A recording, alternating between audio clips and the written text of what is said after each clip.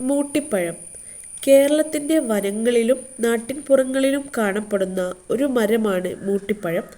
മരം നിറയെ ഫ്രൂട്ട് ഉണ്ടാവുന്ന ഒരു പഴമാണ് മൂട്ടിപ്പഴം.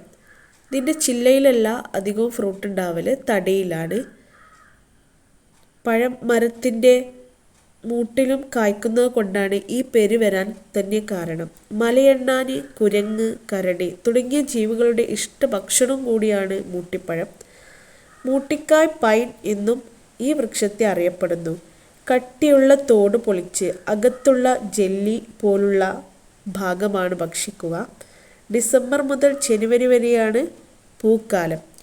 പഴത്തിന് നെല്ലിക്കയുടെ വലിപ്പമാണ് കാണുന്നത്. വേനൽക്കാലത്താണ് ഫലം മൂപ്പെത്താറുള്ളത്. പുളിയും മധുരവും ഉള്ള ഒരു ടേസ്റ്റാണ് വരുന്നത്.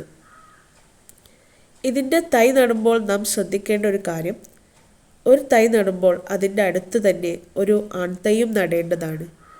മൂട്ടിക്കായ് പൂത്തു നിൽക്കുന്നത് കാണാൻ അതിലേറെ ഭംഗിയാണ്.